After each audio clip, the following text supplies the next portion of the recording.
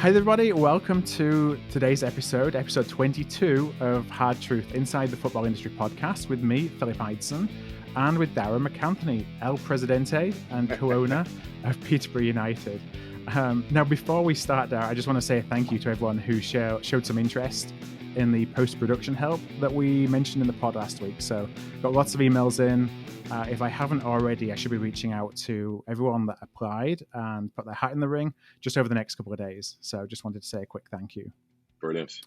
Well done, people. We need people. We need help. We need cheap help. Remember, cheap help, cheap technical help. You know what I mean? But apologies if the quality isn't 100% this week. I am in Dubai now, so I'm at the mercy of the internet in my villa here in the hotel. So we'll do our best anyway. Yeah. So you just got to Dubai overnight.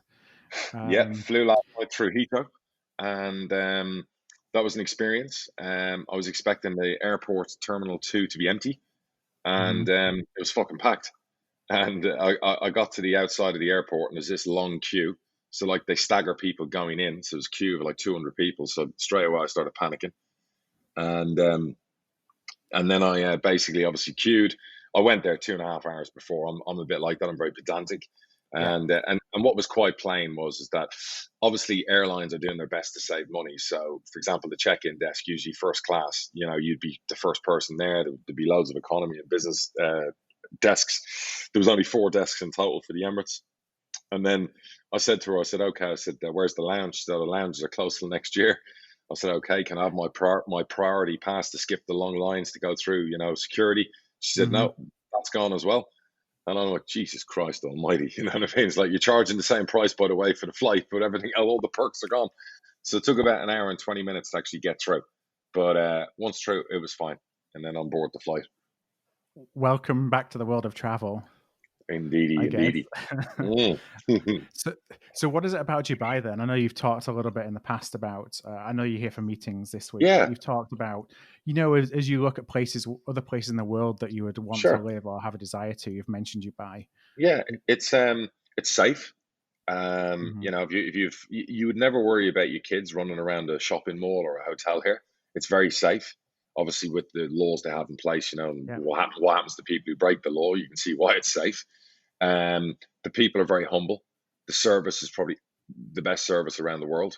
You go to other places and, people, I don't know whether or not staff have been abused so much that they just get irritated with tourists. Whereas the UAE isn't like that. They're just humble people and they give their best. And I've just always found that incredible. And there's nothing better than getting what you pay for. And then obviously the quality, they like nice things out here in Dubai, from the way properties are built to the hotels, to the style of restaurants, to the shops. The main mall I think it's the Emirates Mall I go to, or whether it's the Dubai or Emirates, one or the other. It's the biggest mall I've ever been in the world. It's just phenomenal, the things they do. So, it's got an appeal, and also there's no tax to pay.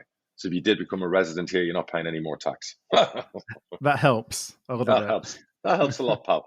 You know what I mean? Sometimes you just, you get hammered too much tax-wise, and you think, I can take a break for a few years. So there's a lot of things here. And I've come here and holiday with my wife and family so many times now. It's like a second home already. We kind of come out here in the summer for like 20 days. It's a really good place. And I arrived in this morning at like 6:30. I had my PCR test certificate with me, so there was no issue coming through. I was through in about 15 minutes, and you're always expecting in these days, what's it going to be like, and whatever else. But no, it was very smooth sailing. So my next challenge will be getting back into America next week. Did they test you at the airport then when you landed in Dubai, or did you have to take that before you flew? I did it in England before I flew. You had to have one 96 hours out before you flew. So I did my test on Thursday with the company we use for the football club. I paid for the test. They sent me the results. I could print it off, as long as you bring it to the airport with you, you can check in. And then when you arrive in, you again give them the certificate. I guess they have the right to test you if they want when you arrive, but there was none of that. It was like straight through, easy breezy. Well, you've had a lot of travel this weekend. I think you were saying before we hit the record button, you had 5 hours each way up to Sunderland and back. Oh, that was a hell of a trip. So, you just know with some away trips, you're going to put that effort in. You just know that you're going to end up coming back with nothing sometimes. And it was just one of them days, I left at like 8:00 in the morning from Surrey. I got there at about, I think, 10 to 2. Sunderland are great people behind the scenes, but you're not allowed to go into the stadium till 2:30. So Okay. we went in and we're up in this bar upstairs, massive, big, lovely bar. And there's like 10 of us in there, the Sunderland directors. Cammy from Sky Sports was there. Mm-hmm. And then a couple of scouts. And then you go, well, it's just very surreal. That's the biggest game yet I've been to without any fans in the stadium. I keep calling Sunderland like a Rolls Royce in League One, but it really is. I mean, the stadium is ridiculous. And you're sitting in there watching and just the atmosphere. My God, it's like a zombie apocalypse, but And you, I guess, commiserations on a dodgy penalty. You lost 1-0, and yeah, the game should have been over after 20 minutes. If we'd scored after 5, like we had 2 golden chances, we would have won that game 3 or 4-1 or 3 or 4-0. With all due respect, Sunderland are a very good side. They've shown that with the start they have. Parkinson loves clean sheets. We're still finding our feet, but somebody's going to get a hammer in when we do, and then we're going to run. But we were excellent for 25 minutes. Dembele was unplayable. And then Sunderland got into the game. They broke us up. They stopped us playing. Our goalie didn't have a save to make in 90 minutes. Then the penalty, you watch it back. Yeah, for me, the referees made a big mistake there. But look, Sunderland got the 3 points. You take your medicine. It is what it is. They're the breaks that happen. Hopefully, we'll make up more than we lose. And to be fair to the Sunderland fans, they were brilliant on Twitter afterwards. I must have, because the guy who's trying to buy them or says he's trying to buy them came out and was like taxi for DMAC and trying to be he looks like a fucking Harry Potter extra. And I've seen you've been going back. You've got some history going backwards and forwards. Yeah, as well. Yeah, you know what? So I don't know who the fuck he is, but he was calling me out after the game, and the Sunderland fans came to my defence, and they're proper football fans. Do you know what I mean? So they knew, they watched the game, most of them. So look, we're both going to be up there this season, and it shows how far we've come. That we'll be competing with the Sunderlands of the world to try and get promotion. And whilst we've lost 2 out of 3 games, there's a lot of moving parts for what we're trying to do falling into place. And like I said to you, we get going, we'll be like a steam train. That's for sure. Now, in a place like the Stadium of Light, obviously you say it's so big, so empty. Do you think that referees, they can hear everything that goes on, and they can hear everything from the players? Yeah. Do you think there's even more pressure on the referees in terms of the decision making when there's kind of nowhere to hide, if you will, than perhaps maybe. when the folks are in the ground? Maybe. Look, he's made a mistake. The Sunderland directors had like an instant replay on their thing, and Rodders, their MD, shouted over to me and said, he's fouled your player. And I said, really? Because I didn't have a chance to see it back. And then the ref assessors who were there to assess the referee left right after the penalty was given. So I can imagine what their assessment of the game was, but I can't say too much because the FA will find me. And that's the last thing I fucking need in 2020. But it was a poor decision. And unfortunately, with 7 minutes to go, it doesn't leave you a lot of time. We probably could have scored 2 late goals. What we look good in is that we look like we have the ability to come back when we're behind. And again, we had the final 7, 8, 9 minutes. We were dominating the game and trying to score, and they were hanging on for dear life. So that we have that in us. We didn't really have that in us last year. So I'm confident we'll come back a lot this season when necessary. You were able to catch any more games over the weekend before you flew out to Dubai? Yeah, I watched some of the highlights. I watched obviously a couple of the Sunday games. I saw half of the Man City game, and then obviously I saw the result when I was at the airport. So yeah, it was staggering that. But I'm a fan of Leicester. I love Brendan Rodgers. Always did. I thought he was great at Liverpool, and he's doing it again at Leicester. He's a top manager. Yeah, it was a fantastic. I only saw the highlights as well, but the highlights that I saw, I mean, they were good money for that. They're exciting. It wasn't a fluke or no. Leicester are lethal. Teams like Leicester can put you to the sword and they get on top of you. And Man City huffed and puffed. And when you huff and puff like we did against Sunderland for 20, 30 minutes and you don't, get a couple of goals, that can happen to you. And Leicester are a dangerous team, I'm telling you. Brendan Rodgers is a bloody good manager. And, put it this way. If Brendan Rodgers had the squad Frank Lampard had at Celtic or at Chelsea wouldn't be conceding 3 goals to West Brom. Yeah. I told everyone about that, didn't I? I did say. I know. I was thinking of you when I saw it 3-0 at halftime. I mean, I guess credit to them for coming back, but it doesn't bode well. He can't coach defenders, him or his staff, in my opinion. It's clear his defensive record at Derby, his defensive record last year at Chelsea, the record this year. And somebody else saw a comment yesterday saying, for Chelsea to make the top 4. And I'm thinking, do you really think Abramovich, after spending 200 million this summer, wants to make the top 4? I think you're all mistaken. With that squad and with that, look, They might go on a run. It's early days, it's sloppy so far. He's got to bed players in. So, look, he's an English manager. I want him to do well because I'm always moaning about the amount of foreign managers to come in. But boy, oh boy, they've got to learn how to defend. Now, you have Frank Lampard, who went on the career path he did. At the same time, Steven Gerrard went up to Scotland and Rangers. Sure. Have you followed what Steven Gerrard's been doing? Yes. I'd just love if there's a parallel between the two, or perhaps a difference between what the two of them are doing. Well, there's no difference in the fact they were handed the keys to the kingdom to two massive clubs. Frank got handed Derby, Stevie G got handed Rangers. Both of them had never managed anywhere in their lives. So they were given the golden goose. A lot of managers don't have that fortune. That irks me as well sometimes. So they have to back that up, and they have to back that up with success. So Stevie G has to win the league in Scotland this year, in my opinion, because he'll be there now 3 seasons, and they've backed him. They've spent a lot of money, and he's built a very good squad. Celtic, this is the year they can get Celtic, because they got Neil Lennon back at Celtic. So this is the year Rangers can do that. So I hope not, because I'm obviously a Celtic man. So I'd like to see the 10 in a row. But Stevie G's got to do the business this year. Otherwise, for me, after 3 years, that would be a failure. Yeah, and he was really brought in to try and stop the 10 in a row, wasn't he? 100% he was. That's exactly what he was there for. Look, he's a leader. Liverpool fans, the romantics in us, would like to think when Klopp finally leaves, and he will, Stevie G comes in, and there's the continuation, for the legends at Liverpool. But I'm not sure. The jury's still out. Let's see. I mean, they've started the season brilliantly, so he might have clicked. He's got good people around him. I'm a big fan of Gary McAllister. So I want young English managers to do well. I just don't like when they get handed the keys to the Ferrari without even having a test drive a car. Right. Yeah, you have so many other managers struggling to get their first job. You do. You've got Sol Campbell has to drop down to Macclesfield. Some big names. Robbie Fowler's got to emigrate to Australia to get a chance. And then you got other managers who just get handed the golden goose. So sometimes it's a little bit like, well, they need to go and earn their spurs. They need to go and, go and see what it's like in League One and League Two, and really fight amongst, real football. But listen, it is what it is. That's just football for you. Sometimes the big name, it's the romantic hire, and that's why clubs do it. And good luck to both of them. So there's a lot to unpack this week. Sure. Let's start with COVID testing. So we had, a week ago, we had Spurs and Leyton Orient. So Spurs essentially paying for Leyton Orient to be tested. Correct.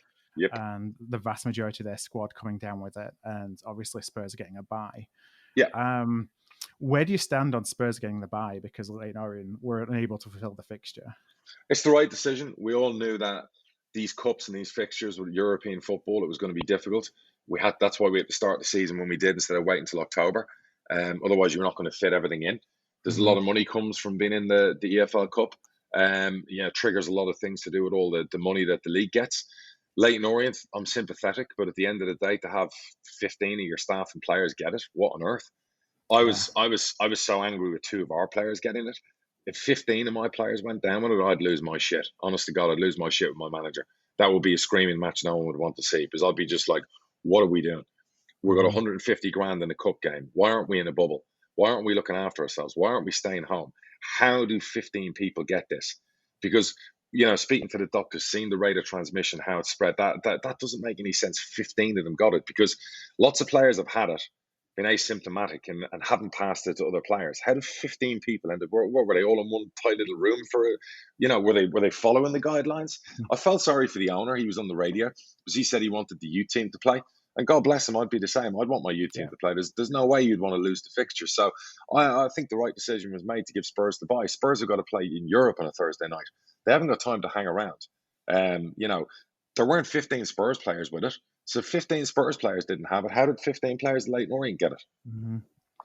Now, do you think that's just because they were tested? So the question there is, there may be a lot more players that are asymptomatic that have it, and because they're not being tested, because we're not testing in Leagues 1 and 2, it's not being found because they don't have the symptoms. I understand that, and I get that, and it is probably that way, and there's probably lots of footballers will get it and not know they've had it, and they'll have the antibodies in their system, and probably have done since March. So and we won't get into that. That's a different conversation. But the point I'm trying to say is that the Premier League are testing every week. You haven't got big batches of them with it, have you? So, Right. how do two Peterborough United players end up with it? How do 15 people at Leyton Orient end up with it? I said it again the other day. Footballers have a responsibility to everyone around them, to their profession, to live a very, very sheltered existence the next few months. We know what happened. We had our season shut down. We know what came with that. We know it destroyed our season last year. You're now paid. A lot of people are sitting at home unemployed. You're footballers who are paid serious amounts of money to go and play football. The least you can do is go train, go play, go home, spend time with your wife. Don't go out, just train and go and play. If everyone Mm-hmm. did that for a few months and leave out going out for dinners and leave out going out socializing on weekends or barbecues, if they all did it for a few months, nobody in the lower leagues would have COVID.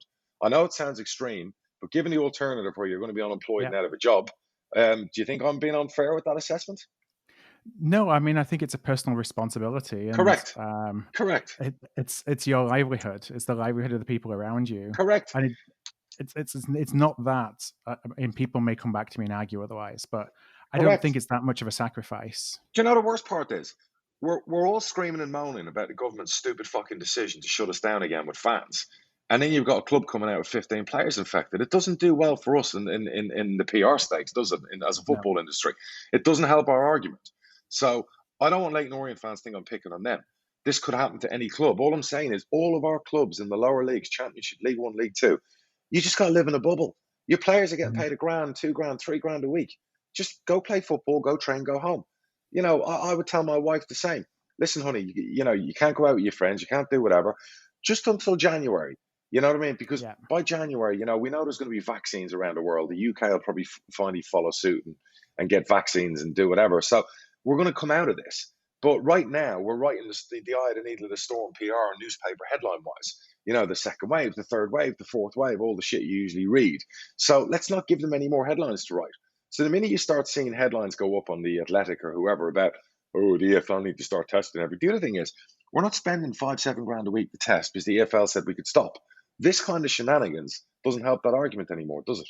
Yeah.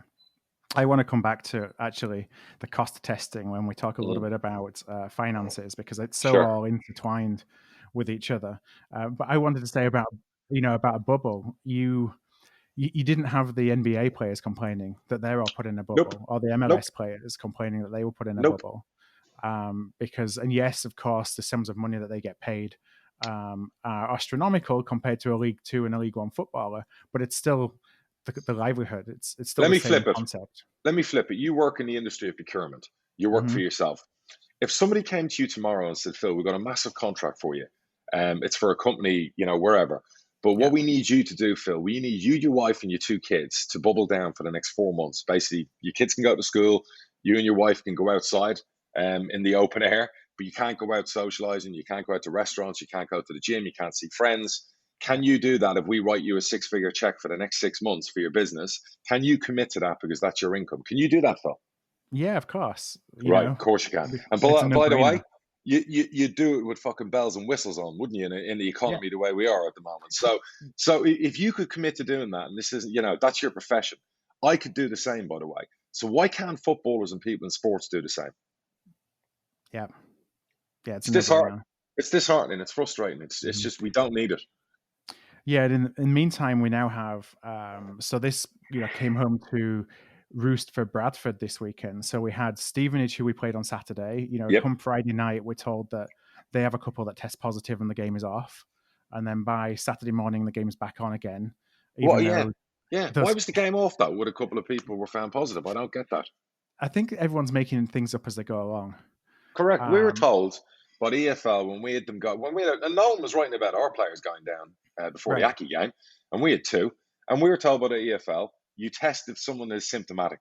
So we had a player come to us and say, you think he had it? He did, he had it, and we isolated them and players that had been around them, and everyone else who wasn't symptomatic was fine.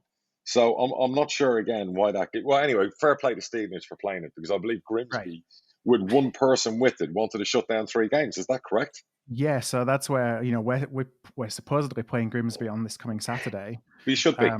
So they have a player that went out on loan. So he was an 18 or 19-year-old kid who went out on loan. He came back from his loan club for half of a training session and was symptomatic. I don't think he even tested positive. And based off that, Grimsby claimed that they have to close their training ground for 14 days. Load of bollocks. Cancel the next 3 games. Load of bollocks.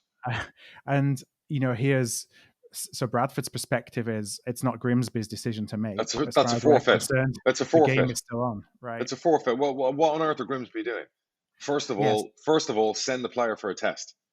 How dare you make that judgment and that decision? Again, I'm having to go at Grimsby. I am, but I'm not having to go at their fans. Right. That's wrong what they've done. They've got no right to do that, and I'm firmly behind the EFL forfeiting. If people do that and decide they don't want to play 3 games in 7 days, they're going to have to forfeit the games. That's on them. Yeah, well, now we have, as of today, as we're recording on Monday, now the game might be back on again, because I'm sure that someone's had a word. Well, of course. I mean, where did they get calling off games? And I'm sure someone did have a word. If you're told it's a 3-0 forfeit, you might suddenly find the 20-odd players who don't have any symptoms are suddenly fine. Your training ground who, it's probably a decent-sized training ground for one kid who'd spent half a day there. Who on earth's making that decision? That's just nonsense. And again, by the way, we don't need the fucking PR. I mean, you're just telling me the facts of the story. That story shouldn't have been even out there. He should have gone and done his test. If he came back tested positive, you then make a decision. Do you test all your players? Is there anyone symptomatic? And you follow the instructions from the doctor at the EFL, and you get on with things. So again, we're getting ahead of ourselves. Where on earth did I get the right to call a game off or 3 games off? Yeah, and like you say, it's all these things are playing out in the public. Yeah, as opposed absolutely. to behind closed doors, because who made that public? That was the Grimsby chairman. Why? I don't know what John Fenty's doing.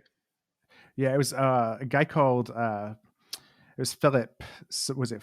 Is there? Philip? It wasn't the owner. It wasn't John Fenty. No, so I think maybe it's the chief executive then, or it was reported, I think, as a chairman. But I was outraged when our local press was leaked the fact that Reece Brown had failed a COVID test. And I was outraged. They went out on the night of the Cheltenham game with that. I covered it in my podcast a couple of weeks ago. I felt the press had no right to do what they did. Never mind somebody at the lab or wherever leaking that result. We were very responsible. We are responsible as a club. We follow all the protocols. Our training ground is one of the safest places in the world to be. The idea that we would have called off the Cheltenham game, or even the Accrington Stanley game, losing 2 of our starting 11, of course, it would be easy to call off the game, but we're living in a time where we can't do that. So, the guidance from the EFL is if the players aren't symptomatic, you get on with it and you play. And that's what I've been told by my COVID officer, who's our football secretary. So I don't know where Grimsby got that from. But hopefully now those games are back on, because there's no reason. Do we know if the lad has got it or not got it? Ironically, that's not been reported, or at least not what I've seen. It was only reported that he let's see, Grimsby disclosed that he did test positive, and he is at home with mild symptoms. Okay. There you go. There you go. Chairman was Philip Day, and it was on Radio Humberside, okay. Talking about it. And I guess for Stevenage, they released a statement the night before the game to put it into the public domain. So we'll see. Yeah, we'll see. I mean, there has to be a protocol. But the one thing football doesn't need right now, where we're arguing with the government over their draconian decisions to stop fans coming in, we don't need this kind of shit. We don't need. I said this back in March and April when everyone was falling over themselves to write team apocalypse headlines about football closing down and the league not starting again and it's all ending and it should end. And I said so many journalists are going to put themselves out of work. A few of them are out of work now, by the way. So I don't understand. We've got to, as an industry, we've got to be responsible and handle this properly and follow all the protocols in place and do the right thing. And B, we've got to keep ploughing through and playing. I'm not saying we need a load of players with COVID playing out there, but we've got to follow the rules that are in place for us. Yeah. Now, in the same breath, the same person, Philip Day at Grimsby, and I really hesitate because I don't want to make this into, it's one person said this, the other person said that. So I'm just kind of reporting what's been reported. Okay. Suggesting that the season in League 2 and League 1 should be stopped, and that he was never given the choice on whether it should start in the first place because they can't afford testing, and yet he believes that we need weekly testing. Yeah, do you think we need weekly testing? No, I don't. I don't think we need to be paying £3,000, £4,000, £5,000 for weekly testing. No, I don't. And I don't. And this talk about shutting the season down and we shouldn't have started. Well, if Philip's the chairman of Grimsby, he's well aware of TV deals we have in place. And if we hadn't started up, we would have lost. That would have been the end of the Sky and the Premier League solidarity deal. And there'd be no more League 1 and League 2 right now. The champ and the Prem would break away, and we'd have been shut down, and we'd now be come probably December, January time playing friendlies against each other because we'd have no competition to play in. So I'm not sure where he's going with that. Is he a team apocalypse person? Is he one of those? Is he who's losing his shit over every time someone gets it? I'm not quite sure. I understand the frustration of having fans, and that's why people maybe wanted to hibernate, but that wasn't practical to do. We were going to lose a serious amount. Look, the one thing we do have at the moment is TV revenue. That's the only thing we have. We have sponsorship. We have, I follow money. If you shut down football, you then have none of that revenue, and you still have all the expenses because the furlough is ending this month. There was no more government paying X amount % for all your staff and your players. So I'm not sure what his plan B was. But to come out A and do that, and then at B come out with this, we shouldn't be playing. It makes no sense to me. Testing, we're following the protocols. We've been back playing now 3 weeks, 2-3 weeks, and we've had okay, you've just said it there. We've had 3-4 incidents with players with it, but it hasn't affected our leagues in a big way, has it? No, there's been a couple of postponements, but when you look at the number of games that have been played versus those that haven't. Yeah, I mean, the idea that we're going to test everyone in lower league clubs can't afford the test. The testing has become cheaper. No longer is it what the price it was back in April and May. My argument always was back then, it should be cheaper. The more testing you do, these testing companies should be absolutely rammed down on price. So effectively now you could probably test the whole squad once a week for probably $2,500 a week, $3,000 max. We've said if the PFA want to step in and pay for their members to test once a week, great, come on board. You got that 50 million sat in your bank, come and do the thing. For them to do League One and League Two till January, because I really think after January, we will have moved past this in a big way. So you're talking about 4 or 5 months, probably going to cost them maybe 3 million to cover League One and League Two. If they want to do that, great. If they want clubs to pay for it, that's not going to happen at the moment. And again, we're following the protocols. Peterborough was taken off the watch list the other day as a hotspot for infections. And the UK is, the government has lost their shit over COVID more than any. Well, they're probably up there with Australia and New Zealand. But so no, I don't think football clubs need to test. Now, do you think from a PR perspective, so let's just assume that we can find the money, and this is, I is looking at the PFA like you said before, because this is it impacts the livelihood, of course, of all their members. But should we be able to find the money? Is it the right PR thing to do? You know what? Maybe what you could do is you come to a compromise and say, look, let's test once every 3 weeks. So the real cost is like $5,000 a month per club. So you're talking about, what's that, 20 odd clubs in League One, it's 130 grand. Same in League Two, it's 130 grand. It's 250 grand a month. 4 months testing, all the way to January, February. It's about £1 million, 1.5 million. You'd like to think the PFA could write that check. I don't think you need to do weekly tests, but if you want to do them every 3 weeks, fine. I agree if Prem clubs want to test players before a cup game, that's fine. They're paying for that. And I think that's right. That rule was brought in. That's cool because they're paying. So if we played Tottenham and they wanted to test us, we'd do it. But I do think we solve all of this with the EFL again. And I reiterated this to my management players last week. Please, please, please, housekeeping, stay the fuck out of bars, shops and restaurants. Can we just do it for like 3-4 months? We're into October now. We've got October, November, December left. Let's just go through the 3 months to January and see where we are. Can we as an industry all stay home and just do our jobs? Just as footballers, can we do that, please? There's no need to be in a nightclub. There's no need to be in a pub or a bar. There's no need to be in a restaurant with 300 people. This is our profession. Can we try and do our best to make sure the profession survives? Right. There's your solution. Well, I hate to be all doom and gloom with some of the topics that we're going to talk about this week, but on top of the COVID testing issues, we now have the government stopping all the pilots. Oh yeah, and the fans not being allowed back in the grounds in October. Oh yeah, boy, kicking the balls. To when? Who knows when? Well, the worst part was Phil. I was watching Johnson. Obviously, probably the worst thing for the UK was when he got it, because the decisions he's making and the things that are happening are. I still swear that if he'd never got it, the UK wouldn't be going again down this route, and sports would have fans back. The worst part about it was when he was talking about it, he mentioned 6 months. I'm scratching my head. I FaceTimed my missus in America, and I said to my missus, I said, what is going on with your Prime Minister? She's British. And I'm like, what is going on here? I said that the hospitalizations, they're saying they're rising. We're talking about single digits. The deaths are still down. Infections are rising. They're losing their shit over 4,000 infections a day, Phil, saying 50,000. There's no way it will get to 50. In Florida in July, we had 15 a day. Everyone says, well, it's going to be a disaster. And I remember saying at the time, no, the average age of infection was 31. The older people now are being a lot more looked after. So young people are going to spread it. Now we're in October, Phil. I think we're down to like 1,200 cases a day in Florida. We rode right through it. We didn't lock down again. Our governor came out and said, no, we're going to get on with it. He's just fully reopened.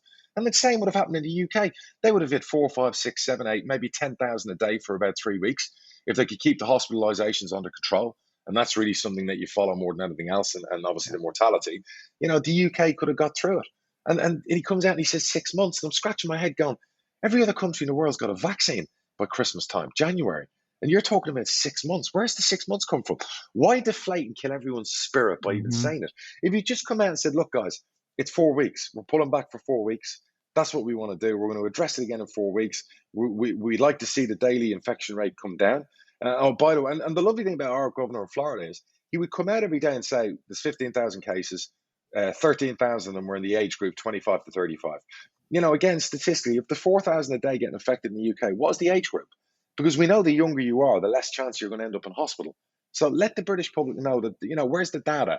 And why say 6 months? You break the spirit of so many people. That was so deflating for our industry. It was so deflating because straight away football clubs are going, right, we're going to have to start letting staff go.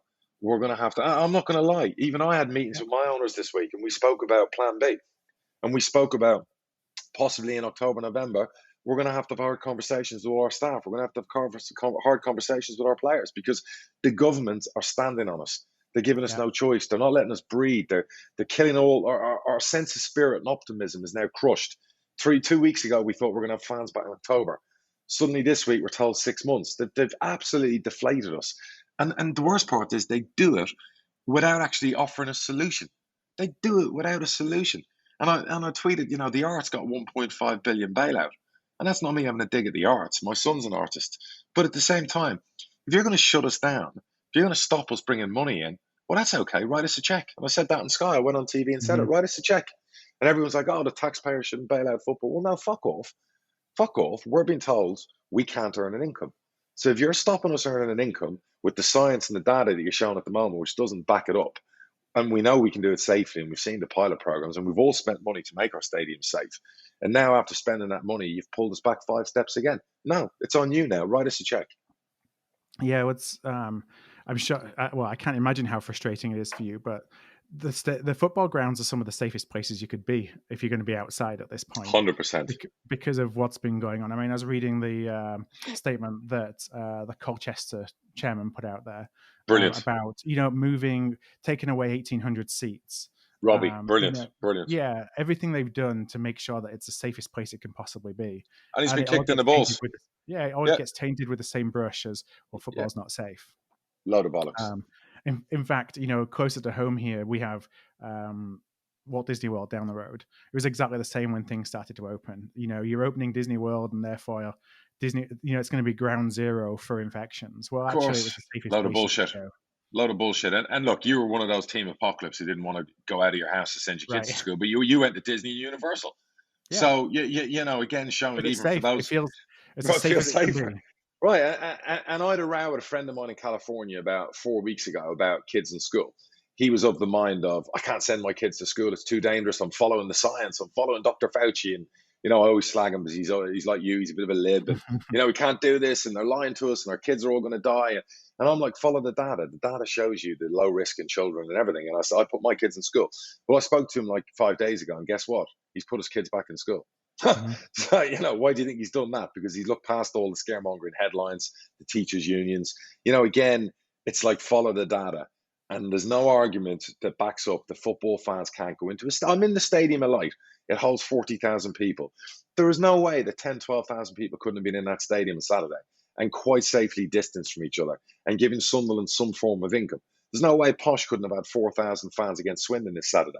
I mean, it's absolutely preposterous that they've just completely taken the legs out from under us with no end in sight. 6 months, they say. No end in sight. We'll get back to the pilot. Fuck the pilot programs. We're ready. We're ready as an industry. You're allowing other industries to do business. You're now closing, obviously, bars and stuff down at 10, but they're still allowed to operate and take income in. You're not letting us do what we do. And by the way, we're a massive part of the British economy.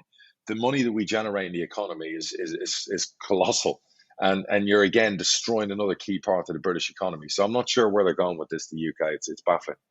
Well, I think we may have a PR problem as well when it comes to bailout, because when we talk about bailout, there's this perception again that, you kind of going with the begging bowl and just wanting, more money thrown after, like on top of other money, and it's not really like that. You're looking Nope. for it's there's creative things that you can do with cash, and you can pay them back over time. That's what actually happened in all the bailouts for the financial industry and the automotive industry. And by the way, the government came out on top on all those deals. Yeah, they made money on them. They got shares in Lloyd's, RBS in America. Yeah. They got shares in whatever. Every deal that was made, there was a profit return for the government and the treasury, and it'll be the same in the UK. And all we're saying to the UK is, look, we need a bailout from the Prem and we need a bailout from the government, because now you're talking about 6 months, which is practically half, if not 3/4 of the season without fans. We're now going to have serious problems. So you're going to have to step up. The government is probably going to have to write a check for $1 billion to go across all of football. And the Premier League's also going to have to write a check for the lower league. So each League One club's probably going to need £2.5, £3 million to get through the season. Same in League Two. God knows what it is in the Championship. Now, if they come back and say, you're going to have to pay that back over 15 years and there's an interest of 4%, well, that's what we're going to do. Because guess what? When local authorities lend hotels money to build hotels to open, they usually do it at a government interest rate, which is about 1-2%. That's what they do. They do it to stimulate their local economy. Mm-hmm. They want jobs. They want stuff created. They want revenue brought in. Football's no different. It's a massive fabric of the local economy. It's big in Peterborough, brings millions into the city's coffers. It's no different across the UK. They have to. It's not us sponging off the tax man. You're telling us we're not allowed to ply our trade. You're going to have to help us get through that. You're going to help us understand that and do it financially. So I don't see it as a sponging or a begging bowl. I see it as the right thing to do. And you will get your money back and more. Yeah, and with the salary caps, that money will be, you structure this in the right way, the money is going to be there to pay those bills back. Phil, the money's there anyway. The football, listen, let's go forward to next summer. Football and fans are going to be back at maximum in stadiums probably by February, March, because people aren't going to put up with a 6-month nonsense anymore. When they see America will be like half vaccinated by February. And already in America, you got 20,000 fans at the Dallas game the other day. You got most NFL stadiums have got fans. The MLS have got fans. In Europe, the Super Cup was on last week with 20,000 fans in it. France, Italy, places with higher infection rates than the UK have got fans back in because they can't do it anymore. They can't kill their economy. They can't make the cure worse, than the virus itself. So what they're trying to do is they're trying to get their economies back on, knowing full well the risks they're dealing with, and they're trying to mitigate that as best they can. The UK are going full on the other route. They want to shut it all down, stop the infection rates hitting 4. Guess what happens a couple of months later when they open it all back up again? The infection rates are going to hit it again. They're going to go to that level. I kept saying that about New Zealand and Australia. It's going to get there. It's going to come out. You can't get rid of this fucking thing, unfortunately. Till there's a vaccine in, there is no getting rid of it. But what you can do is you can get rid of your economy. And, we can do both at the same time. I've always said, you can chew gum and talk at the same time. There's no reason you can't spit at the same time. And there's no reason we can't do it in football. As you said, we're not indoors, we're outdoors, Phil. Why can't we do it and do it now? Yeah, and then you have people inside of football not helping ourselves when, for example, Sean Dyche talking about that, maybe the Premier League can help other teams survive. But really, if they do that, isn't that just like any big business helping a smaller business who's failing in the same industry? Yeah, he said like stockbroker, didn't he? He tried to. It's like, but exactly. I don't remember all the stockbroking firms in Wall Street, were actually related to each other with promotions and relegations and, swapping in between each other. It made no sense. The metaphor was a silly one. I was really surprised at Sean because usually he's a firm EFL man. He managed in the EFL. He got Burnley out of the EFL. He managed at Watford in the EFL. He coached at Watford in the EFL. He's recruited the majority of his squad from the EFL. I made the argument, Tarkowski, who they won 50 million for, I remember him playing for Oldham against us in League One. So they've made incredible money and profit on players from the EFL. So I'm not sure where he's coming from. He wants to see the death of League One and League Two. Keep talking like that, because that doesn't help our cause. I get he's frustrated he's not getting back in the transfer market, and maybe he's frightened that his budget will be like hurt if Burnley have to help out League One and League Two clubs. Listen, charity begins at home. I get all of that, but think of the bigger picture here, Sean, because one day in the future, you will get the sack. Every manager does. Say that to every manager I meet. You might fall down the leagues. You might go get another job, get fired again. But a third sacking, you suddenly find yourself like Phil Brown in League One or League Two. And what if those jobs aren't available? Where are you going to go and manage? If there's only the champ and the Prem left in England, that's 40 jobs, Sean. So you might be talking yourself out of future employment. You keep going down Mm-hmm. that route. It just made no sense to me. So I'd love to have the debate with him in person. I'm not calling him out or having a dig at him in any way. I'm telling him what I'd say to him to his face. And I said the same on Sky. It was poor from him. Now we have finally a procession of owners actually talking about how badly it's going to impact their club, and I feel like it's taken them a while. Yeah.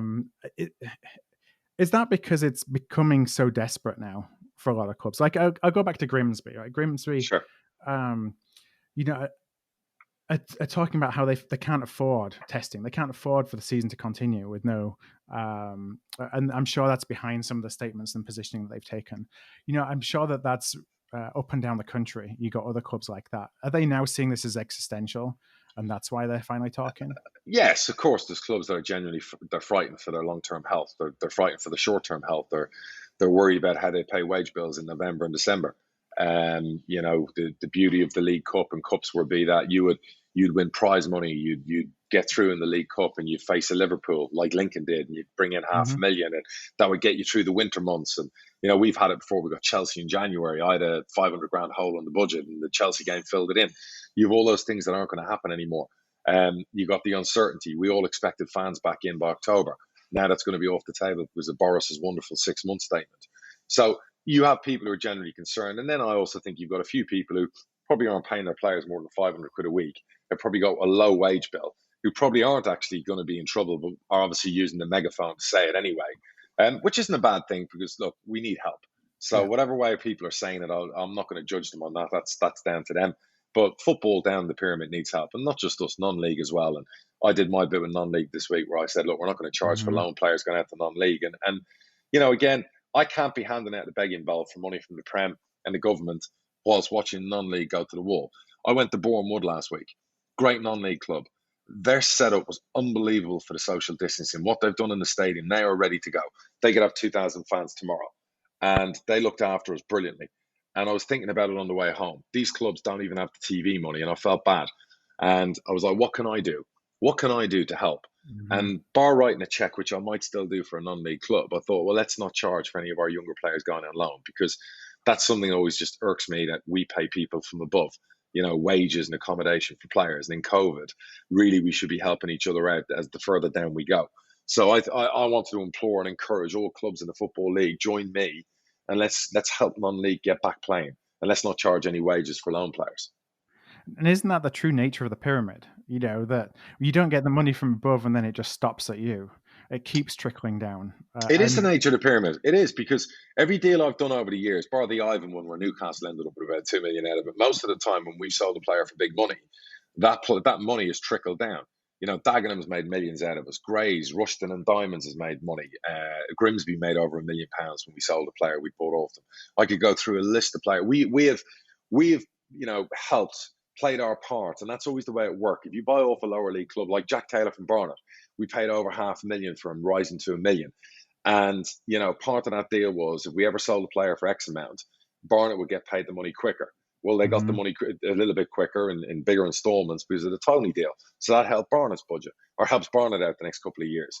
And the other flip to that is, when we sell Jack Taylor for 6 or 7 million, Barnet are going to make about 1.2 million. That plays a part helping them get back into the Football League. I love that side of football. It's why it irks me when I see Man City spend 68 million again on a Portuguese centre back. I'm always of that mind of, so many foreigners, so much money is spent, and that argument, English players are so much more expensive. It's the biggest load of bollocks. Some of the money that goes out of our country, I'd love it to be kept in our country. Do you know what I mean? Even if the Premier League this summer turned around and said, you know what, we're going to cap the international spend, and we're going to, for 12 months, make sure that 70% of the transfers have to be domestic. Do you know what that would have done for the pyramid? You know what I mean? Financially. Little things. If the Premier League had come out and said, all Premier League clubs must loan every club in the lower leagues, including the National League, 2 players each for free. Do you know what that would have done? Little things to help just would have made them, pretty much a big difference. And if there's ever a time now that we kind of do stuff for each other, now's the time. Yeah, perhaps some fairer payments when the big club academies are taking kids that have been at the smaller clubs, that they can just cherry pick them now. Yeah, correct. We've got a 13-year-old goalkeeper that 4 Premier League clubs have agreed $100,000 deal with us, and that's the most we could charge because of the deal that's in place. and this keeper's got to pick of 4 top Premier clubs. We'll get 100 grand from. That's cool for our academy. It generates 100 grand, but you'd like to think you'd get more than 100 grand, for a top 13-year-old. But with the rules in place, with the last TV deal we signed, unfortunately, we're not allowed to do more than that. All right. Well, we'll leave it there for the topics of the week because there's lots to talk about, and we will come back right after the break just with some listener questions. So we'll be back. Brilliant. Thanks, guys.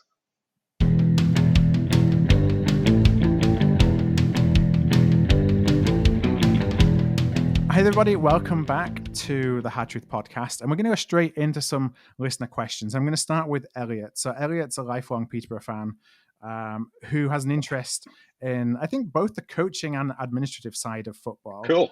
And his question is really around how can somebody earlier in their career actually gain experience of how things run in a club, again, both from a football and an admin perspective? Yeah, I get inundated with people all the time asking, can they even come in and do work experience? And we do it in different facets, in, the sports science department, the physio, sometimes coaching. A lot of ex-players will come in and do coaching. And look, there's always a pathway. Dave Robertson was our manager, and he started as a teacher, and then he came in and worked in the academy. He ended up running the academy. Then he was caretaker manager. Then he was manager. Then he went and worked in Ireland at an Irish club. Now he works for the FA. So you've got to put the hard graft in. I will say this to you. You won't make any money at the start. Coaching at the level is like you got people on like 20 grand a year. It's hard graft. And, but what you need is an opportunity to get in. And if you have the desire to do it and you can take multiple jobs outside of that to help push that side of your career, your daytime job, by having a nighttime job, go for it. But at the moment with COVID, it's really difficult because clubs there's no positions, even freelancing, even people who want to come in and do work experience. It's just the less people you want around your football club at the moment, the better. But Elliot, if that's what you want to do, put your heart and soul into it. Hard graft, write CVs to every club, tell them that you'll work for free for a month, you'll prove to them you've got what it takes, and see where it takes you. But wait till football's back on its feet in 6 or 7 months. Now, do you look for any specific qualifications, whether it's from a coaching perspective or, are you addressing each application on their merits? So you look at CVs. Most people have been around football who get coaching jobs. I think Mark Warburton at QPR was a stockbroker, and he's one of them, I think, who dived in and got an opportunity at a club. He gave up a very lucrative career, and he followed his dream, and now he's a championship manager. So it can happen, but I don't specifically look for a CV and go, oh, it didn't work in football. But if the manager wants to hire a coach, he's not going to hire someone who hasn't been in football. That's always the hard point. So you're going to have to start at like academy level or grassroots level, foundation level somewhere. So I have a question from Matty Houghton. Matty is a Tranmere Rovers supporter. Good man. And he asks, what do you think Tranmere's chances of returning to League One are this season? With Mickey Mellon leaving, they've got a new manager coming in, they've overhauled the playing squad. Are they ready for a swift return? Or Mellon was the toughest loss out of all the players they would have lost. He was a very, very good manager in multiple promotions. So that would have been tough to take for the owners, Nicola and Mark Palios. They're good owners. So, but they've tried to put a squad together. They signed a good player from Blackpool on loan, who was an assist king last year in League One. I think they've got a chance. It might be via the playoffs. There's a lot of good teams in League Two. But I think, look, give it time. Don't be judging teams after 4 or 5 games. We've had 6 months without football here, folks. It's going to take a little while to catch up. Start looking at where things are after 10, 12 games. You'll start seeing things taking shape.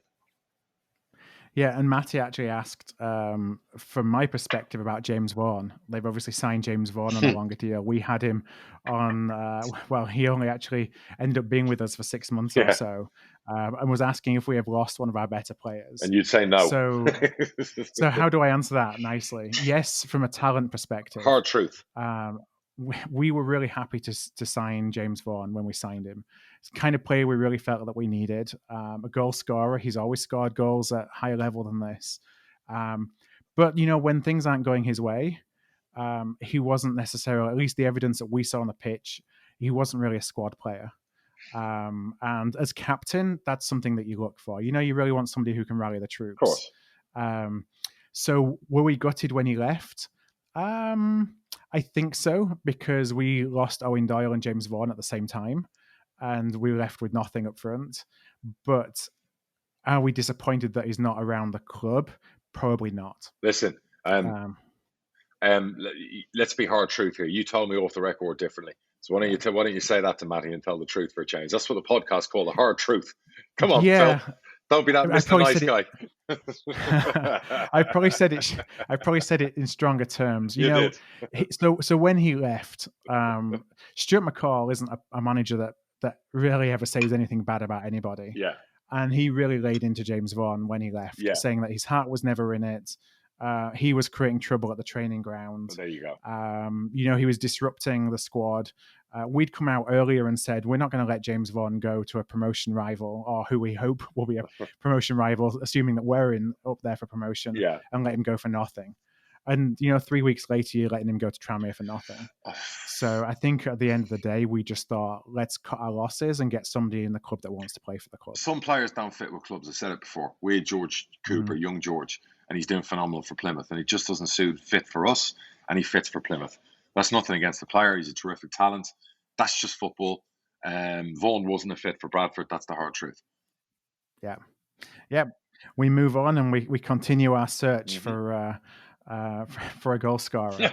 Although surprisingly, we got Lee Novak and he bagged a couple at the weekend. Good for him. At least we got one of the two spots sorted.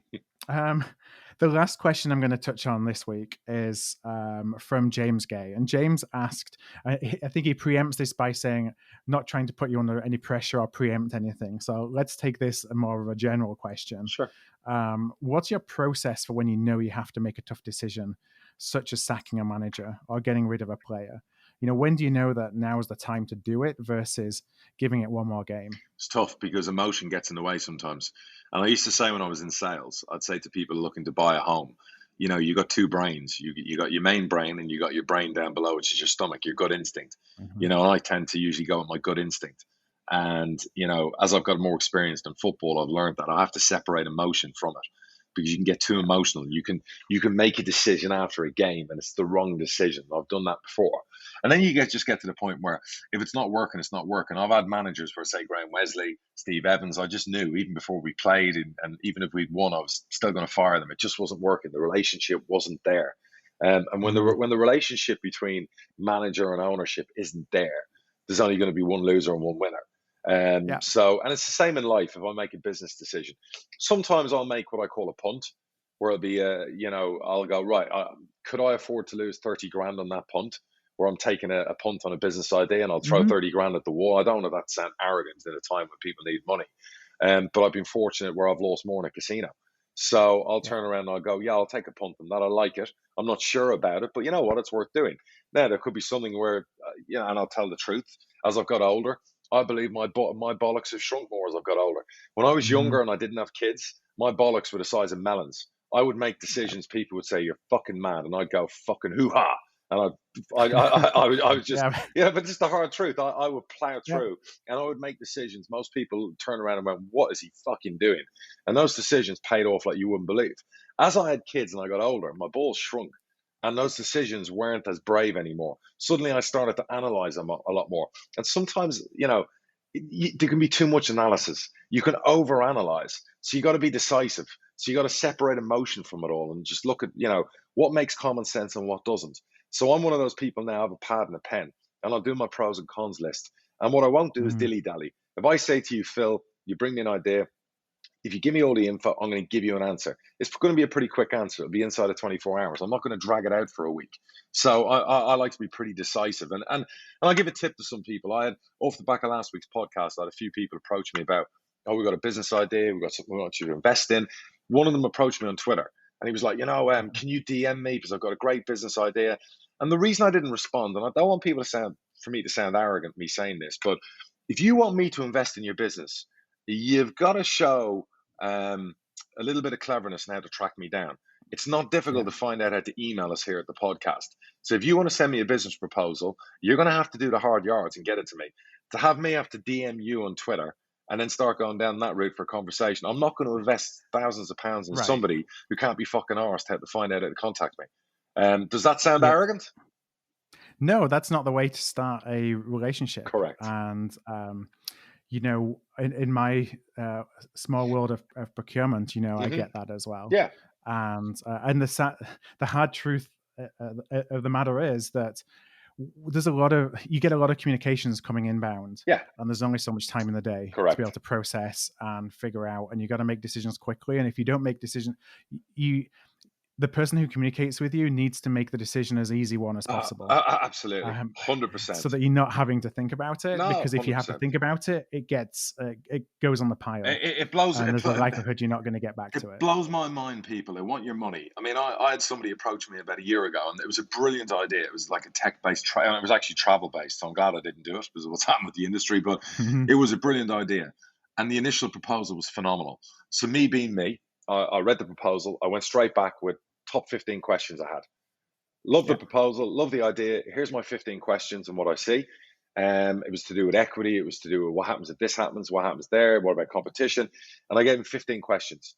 And 4 days later, I got a response. 4 days later, the response was, "Oh, leave them with me. I'll come back to you." Straight away, I was out.